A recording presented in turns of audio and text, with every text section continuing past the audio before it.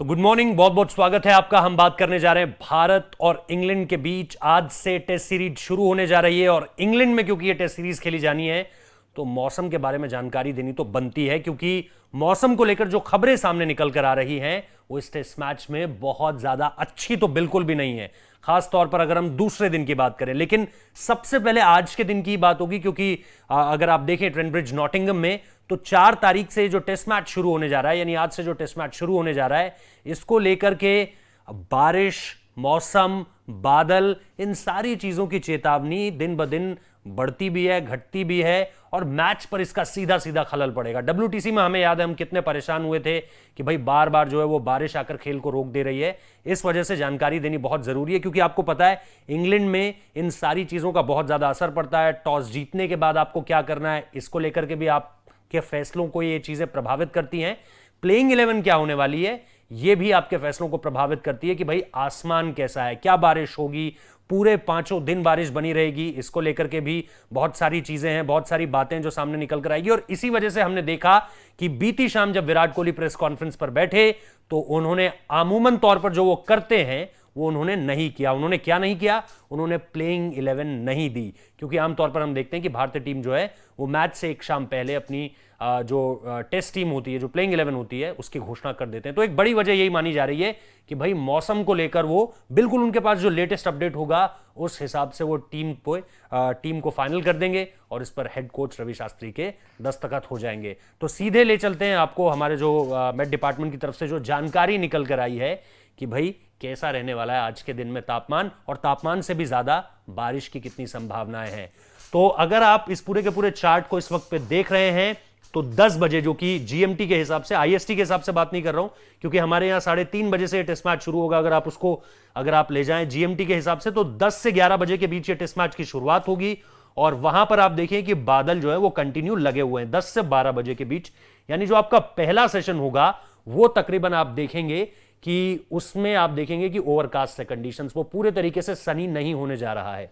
इसके बाद जब आप आगे बढ़ते हैं तो खास तौर पर लंच के बाद आप देखेंगे कि पहला 1 घंटा जो है वो आपको पूरी धूप मिलेगी। इंग्लैंड में आपको पता है धूप का मतलब कि आपको बहुत ज्यादा परेशानी है नहीं, लेकिन क्योंकि एक कंडीशंस पहले से बनी हुई है और बाद में भी बादल लगे हुए हैं तो आप देखेंगे कि चीजें जो है वो काफी हद तक प्रभावित होंगी। इसलिए हम कह रहे हैं कि 3 बजे अगर आप देखिए, 4 बजे देखिए और इसके बाद 5 बजे जब आप आते हैं और 5 बजे के हिसाब से आप देखते हैं, और ये मैं सारी की सारी वहां ब्रिटिश टाइम के हिसाब से बात कर रहा हूं, 5 बजे के आसपास, यानी यहां पर जब आप देखेंगे कि एक तरह से टी के आसपास आप देखेंगे कि एक बारिश की संभावना बताई जा रही है। वहां पर बारिश की संभावनाएं बढ़कर 40% हो जाती है, जबकि आप बाकी देखेंगे -5 तक ही है, यानी बिल्कुल कम आसार हैं बारिश के। लेकिन अचानक से बारिश के आसार बढ़ते हैं 5 बजे करीब, और उसके बाद अगर आप 6 और 7 बजे तक मैक्सिमम चले जाएं तो भी बादल लगे हुए हैं। यानी कुल मिलाकर अगर आप आज का दिन देखें तो इसमें बारिश की भी संभावना है 5 बजे के आसपास।